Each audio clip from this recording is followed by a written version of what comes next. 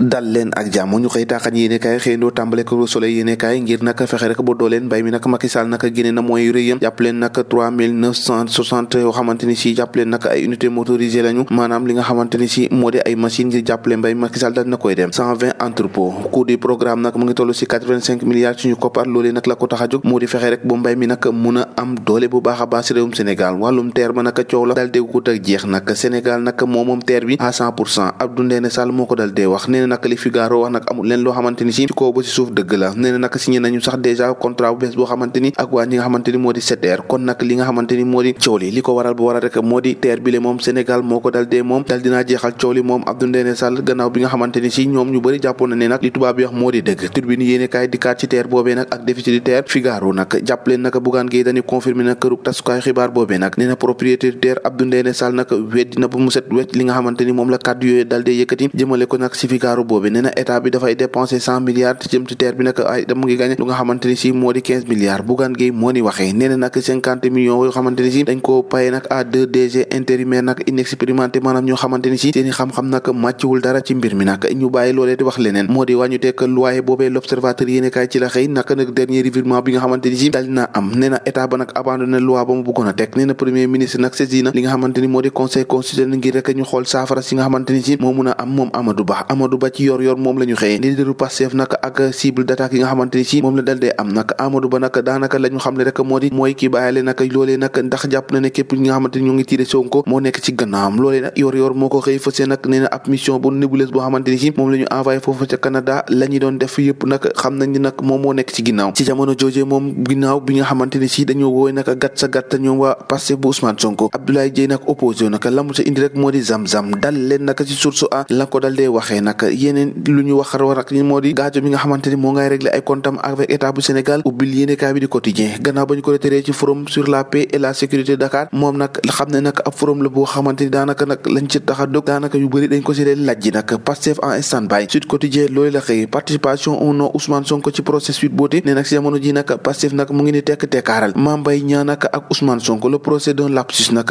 mandat yéenekaay ci la xëy ne na investiture candidat Benno Bokk Yaakaar par les femmes de la plateforme Macky 2024 Diagne Sy Mbengue nag moo ngay lancé grande offensive en perspective bu 2024 Macky nag une candidature à risque Walfadjri yéenekaay ci la xëy rejet du 3e division des alliés nag charte de la vie front de Mimi Touré yéenekaay bi ne nag daanaka Macky Sall jamono ji nag daa am doy sëkk nag waxu candidat ak leneen nag enquête yéenekaay xëy na nag ci incendie di lakk-lakk bi nga xamante ni moo am foofee ca marché Ocass la rançon de l'indiscipline nag jàppale nag wàllum indiscipline dëgg nag daanaka booy xool moo ci am nag nee nag gannaaw incendie bi amoon ca 2020 beneen nag ñu déclaré ko ni ki samedi bi ñu weesu nag 113 cantines yoo xamante ni si lakk nañ bu defuk doom 22h30 lañ leen woo ñoom sapeur pompier 37 ñu ngi woon ci lieu bi waaye nag amoon jafe-jafe ngir rek maîtriser feu bi maanaam safara si ndax anarchie bi nga xamante ni moom moo amoon foofee ca marché bi appui Sénégal nag état bu Sénégal lañu dal dee soxla marché Ocass nag appartient à des particuliers maanaam ñoo xamante ni laalewuñu dara ak nguur état bi nag bëgg rek fi ñu doon raser loolu le tabaxaat ko waaye nag ci loolu nag bu ñu sukkandikoo ci ministre bi ngàlloo lépp ci jëm ci kaaraange bi réew mi ñu waxaat ci leneen moo di évidence yéene kay Karim Wade Khalifa Sall Ousmane Sonko jamais 203 ndax moo def Karim Wade ak ki nga xamante ni moo di Khalifa Sall ndax dina ko def Ousmane Sonko Macky Sall la yéene kay bi di xëy waxalee ndax gannaaw bi nga xamante ni si dal dina faagagal ñooñu ndax dina ko def Sonko am déet libération la mu xëy fësal nag moo di wàllum njuuj njaaj boo xamante ni si moo ngi ne coboy